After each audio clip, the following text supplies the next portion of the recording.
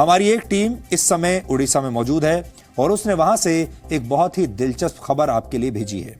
उड़ीसा अपने जगन्नाथ मंदिर के लिए पूरी दुनिया में प्रसिद्ध है और आप चाहे भारत के किसी भी कोने में रहते हों, आपकी ये इच्छा कभी ना कभी जरूर रही होगी कि जिंदगी में एक बार जगन्नाथ मंदिर जरूर जाएं। भारत का हर हिंदू ये चाहता है कि जीवन में कम से कम एक बार उसे भगवान जगन्नाथ के दर्शन का सौभाग्य जरूर प्राप्त हो। इस मंदिर की भव्य वास्तुकला के दर्शन के लिए लोग पूरी दुनिया से आते हैं, लेकिन आपको शायद इस बात का अंदाजा नहीं होगा कि वर्ष 1984 में तत्कालीन प्रधानमंत्री इंदिरा गांधी को जगन्नाथ मंदिर में प्रवेश की इजाजत नहीं दी गई थी। ऐसा इसलिए हुआ था क्योंकि इस मंदिर में प्रवेश की इजाजत सिर्फ और सिर्फ सनातन हिंदुओं को ही मिलती है। इस मंदिर का प्रशासन सिर्फ हिंदू, सिख, बौद्ध और जैन धर्म के लोगों को ही मंदिर में प्रवेश की अनुमति देता है। इसके अलावा दूसरे धर्म के लोगों और विदेशी लोगों के प्रवेश पर सदियों पुराना प्रतिबंध लगा हुआ है और इसीलिए आप अंदाजा लगाइए कि भारत की तत्कालीन प्रधानमंत्री को भी इस मंदिर में अंदर प्रवेश करने की इजाजत नहीं दी गई।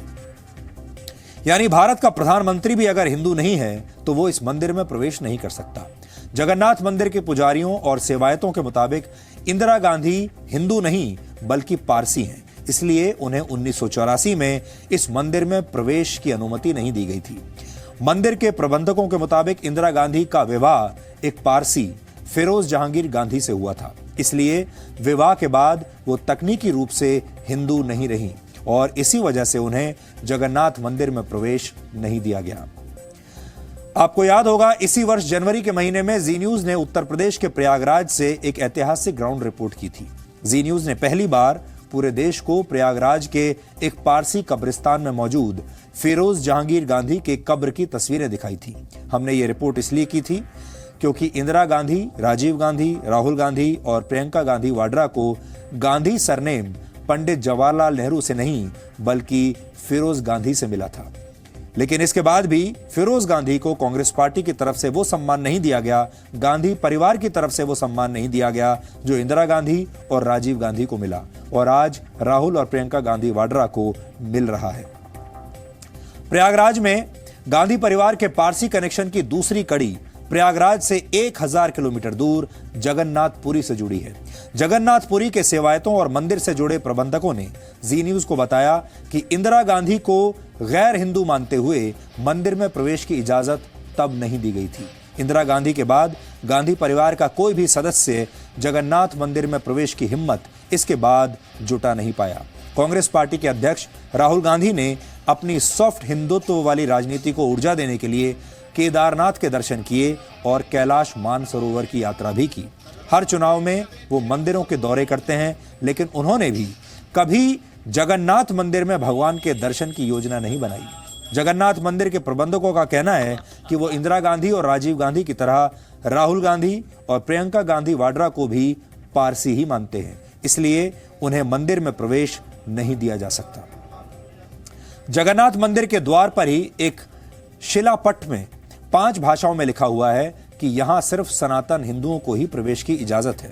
वर्ष 2005 में थाईलैंड की रानी को मंदिर में प्रवेश की इजाजत नहीं दी गई थी। वो बौद्ध धर्म की थीं, लेकिन विदेशी होने की वजह से उन्हें इस मंदिर में प्रवेश की अनुमति नहीं मिली। सिर्फ भारत के बौद्धों को ही जगन्नाथ मंदिर में प्रवेश की अनुमति है।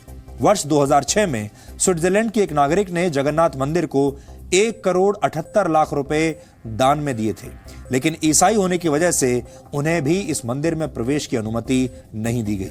यानी पैसा हो या राजनीतिक शक्ति, जगन्नाथ मंदिर में किसी का रसूख नहीं चलता। इसकी वजह समझने के लिए हमने मंदिर प्रशासन से जुड़े लोगों से बात की। मंदिर प्रशासन के अधिकारियों की तरफ से हमें यह बताया गया कि जगन्नाथ मंदिर को 20 बार विदेशी हमलावरों द्वारा लूटा गया। खासतौर पर मुस्लिम सुल्तानों और बादशाहों ने जगन्नाथ मंदिर की मूर्तियों को नष्ट करने के लिए उड़ीसा पर बार बार हमले किए, लेकिन ये हमलावर जगन्नाथ मंदिर की 3 प्रमुख मूर्तियों भगवान जगन्नाथ, सुभद्र और बलभद्र की मूर्तियों को नष्ट नहीं कर सके, क्योंकि मंदिर के पुजारियों ने बार बार इन मूर्तियों को छुपा दिया। एक बार मूर्तियों को गुप्त रूप से उड़ीसा राज्य के बाहर ले जाकर हैदराबाद में भी छुपा दिया गया था। हमलावरों की वजह से भगवान को अपना मंदिर छोड़ना पड़े, इस बात पर आज के भारत में शायद कोई विश्वास नहीं करेगा। आज भारत में एक संविधान है और सभी को अपने अपने तरीके से पूजा और उपासना करने का पूरा अधिकार प्राप्त है। लेकिन पिछले 1000 वर्षों में बादशाहों और सुल्तानों के राज में हजारों मंदिरों को तोड़ा गया।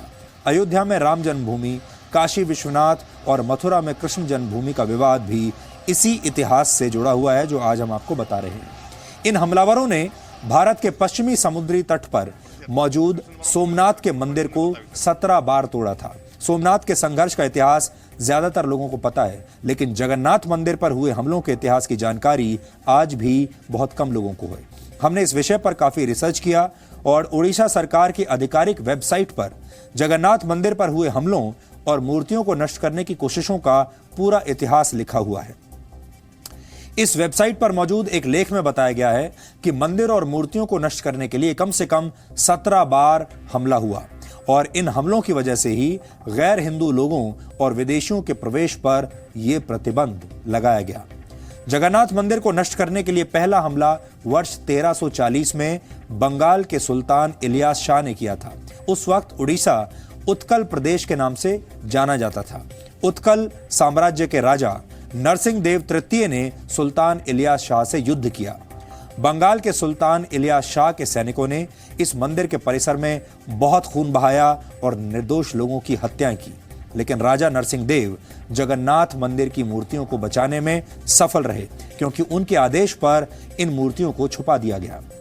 इसके बाद वर्ष 1360 में दिल्ली के सुल्तान फिरोज शाह तुगलक ने जगन्नाथ मंदिर पर दूसरा हमला किया। तीसरा हमला वर्ष 1509 में बंगाल के सुल्तान अलाउद्दीन हुसैन शाह के कमांडर इस्माइल गाजी ने किया। उस वक्त उड़ीसा पर सूर्यवंशी राजा प्रताप रुद्रदेव का राज था। इस हमले की खबर मिलते ही पुजारियों ने मूर्तियों को मंदिर से दूर ले जाकर बंगाल की खाड़ी में मौजूद चिलिका लेक के द्वीपों में छुपा दिया। प्रताप रुद्रदेव ने बंगाल के सुल्तान की सेनाओं को हुगली में हरा दिया और वहां से भागने पर मजबूर कर दिया। इसके बाद वर्ष 1568 में जगन्नाथ मंदिर पर सबसे बड़ा हमला हुआ। यह हमला काला पहाड़ नाम के एक अफगान हमलावर ने किया था। इस हमले से पहले ही एक बार फिर मूर्तियों को चिलिका लेक के एक द्वीप में छुपा दिया गया, लेकिन फिर भी हमलावरों ने मंदिर की कुछ अन्य मूर्तियों को नष्ट कर दिया। इस हमले में जगन्नाथ मंदिर की वास्तुकला को काफी नुकसान पहुंचा था। यह साल उड़ीसा के इतिहास में निर्णायक रहा। इस साल के युद्ध के बाद उड़ीसा सीधे इस्लामिक शासन के तहत आ गया। इसके बाद वर्ष 1592, 1601, 1611, फिर 1617, 1621 और फिर वर्ष 1641 में भी इस मंदिर पर हमले हुए। इस दौरान मूर्तियों को बचाने के लिए पुजारियों ने नाव के जरिए नदी के रास्ते से भागकर मूर्तियों को छोटे मोटे गांवों में छुपाया। कई बार बंगाल की खाड़ी के द्वीपों में भी इन मूर्तियों को छुपाया गया। इन हमलों में मंदिर के रत्न भंडार में मौजूद हीरे, मोती और सोने को लूट लिया गया। मंदिर पर 16वां हमला मुगल बादशाह औरंगजेब के आदेश पर वर्ष 1692 में हुआ था। औरंगजेब ने मंदिर को पूरी तरह ध्वस्त करने का आदेश दिया था। तब उड़ीसा का नवाब इकरम खान था, जो मुगलों के अधीन था। इकरम खान ने जगन्नाथ मंदिर पर हमला करके भगवान का सोने का मुकुट लूट लिया। उस वक्त जगन्नाथ मंदिर की मूर्तियों को किसी तरह श्री मंदिर नामक एक स्थान में छुपा दिया गया और इस मंदिर पर 17वां हमला वर्ष 1699 में उड़ीसा के नायब सूबेदार मोहम्मद तकी खान ने किया था। इस दौरान कुछ समय के लिए मूर्तियों को चुपचाप हैदराबाद ले जाकर रख दिया गया था। दिल्ली में मुगल साम्राज्य के कमजोर होने और मराठा साम्राज्य की ताकत बढ़ने के बाद जगन्नाथ मंदिर पर आया संकट किसी तरह टल गया और धीरे धीरे जगन्नाथ मंदिर का वैभव वापस लौट आया। जगन्नाथ मंदिर की मूर्तियों के बार बार बच जाने की वजह से हमलावर कभी भी अपने मंसूबों में कामयाब नहीं हो पाए। पुरी के स्थानीय लोग लगातार इस मंदिर को बचाने के लिए संघर्ष करते रहे। उड़ीसा के लोग इस मंदिर के सुरक्षित रहने को भगवान जगन्नाथ का एक चमत्कार मानते हैं और आज हमने जगन्नाथपुरी के वैभव और उसके इतिहास को ध्यान में रखकर एक ज्ञानवर्धक वीडियो विश्लेषण आपके लिए तैयार किया है। इसे देखकर आपको कुछ ऐसी बातें पता चलेंगी जो आपको अब तक किसी ने नहीं बताई।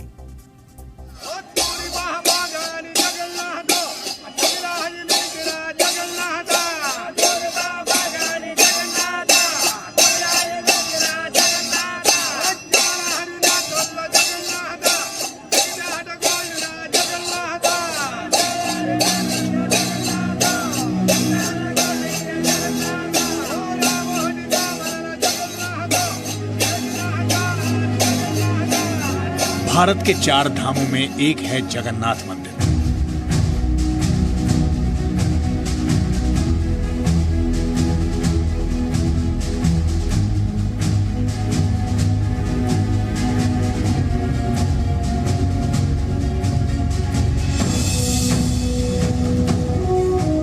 हर हिंदू जीवन में एक बार जगन्नाथ मंदिर के दर्शन जरूर करना चाहता है।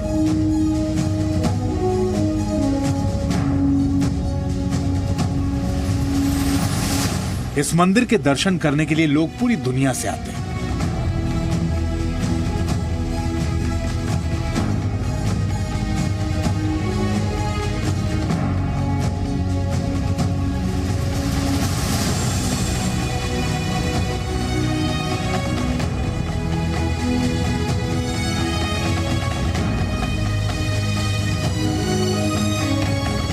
यह मंदिर समुद्र के तट पर मौजूद है।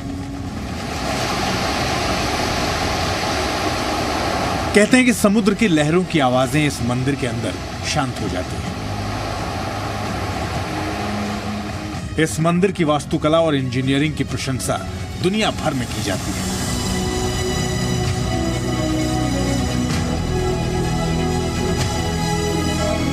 यह मंदिर भारत की धरोहर है, लेकिन इस मंदिर में प्रवेश के लिए किसी व्यक्ति का हिंदू होना अनिवार्य है। वर्ष 1984 में यहां भारत की प्रधानमंत्री इंदिरा गांधी को भी प्रवेश नहीं मिल सका था।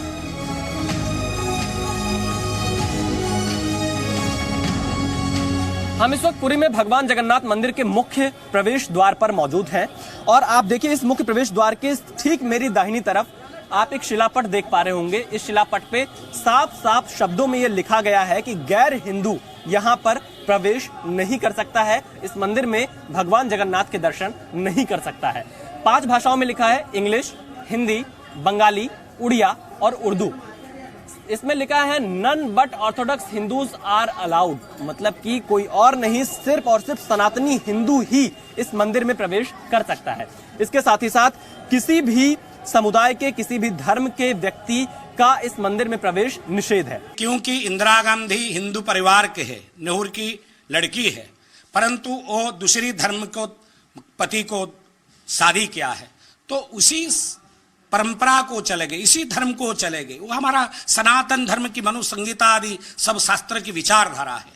एक लड़की अपने लड़के के घर को जब चले जाते हैं तो लड़के के घर की इनका परंपरा कुल गोत्र को परिवर्तित हो जाता है।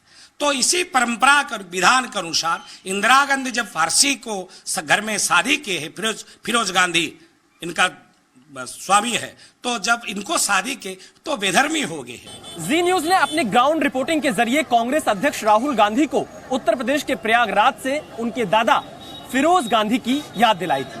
प्रयागराज के ममफोर्डगंज इलाके में राहुल गांधी के दादा फिरोज गांधी की कब्रिस्तान है, जो कि एक पारसी कब्रिस्तान है। और प्रयागराज के भी नेहरू परिवार के तीर्थ पुरोहित ने राहुल गांधी की गोत्र पर सवाल खड़े किए थे।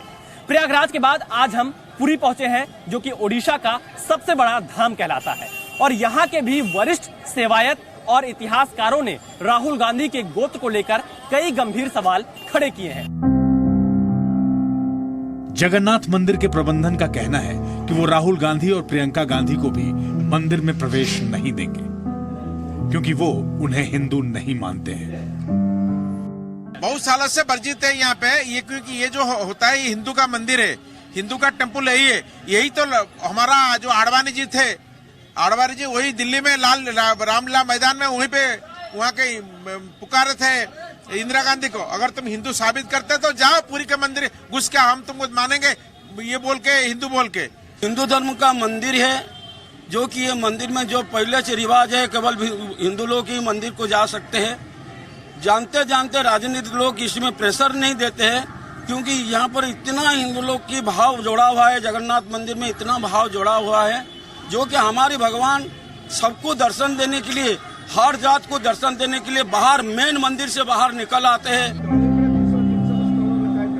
मंदिर के प्रबंधन से जुड़े लोगों का ये मानना है कि जगन्नाथ मंदिर को लूटने और मूर्तियों को अपवित्र करने के लिए हुए हमलों की वजह से मंदिर में गैर हिंदुओं को प्रवेश दिए जाने की इजाजत नहीं है।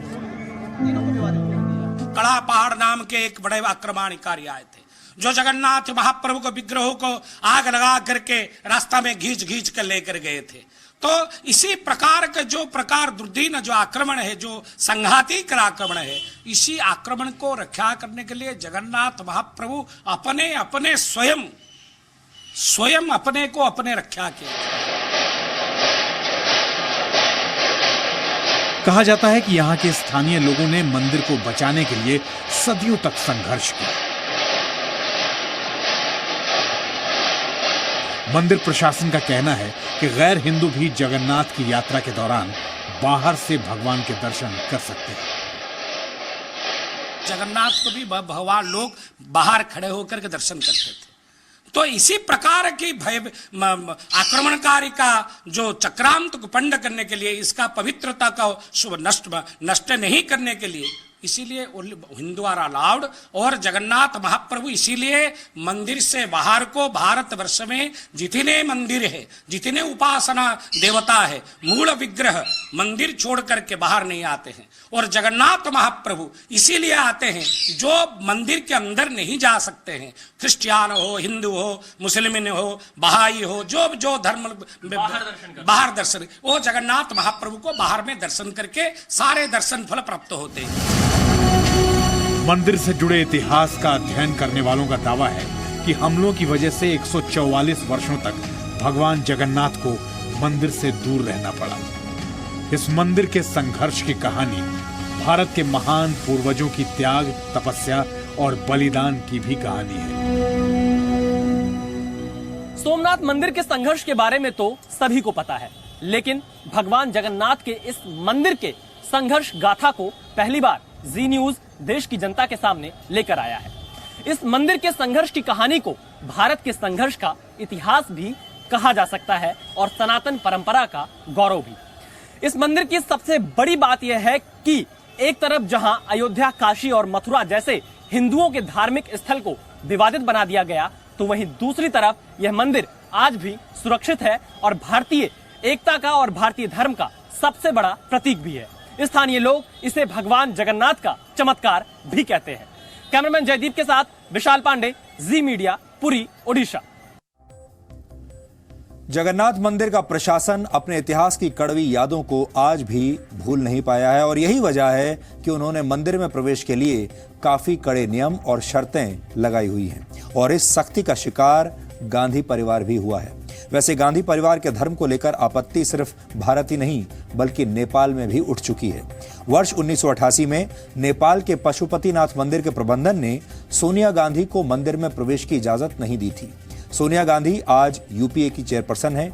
10 वर्ष तक उन्होंने सुपर प्राइम मिनिस्टर की तरह देश पर राज किया। वो भारत के पूर्व प्रधानमंत्री राजीव गांधी की पत्नी है, लेकिन उनके धर्म की वजह से उन्हें नेपाल के पशुपतिनाथ मंदिर में भी प्रवेश की इजाजत नहीं मिल पाई थी।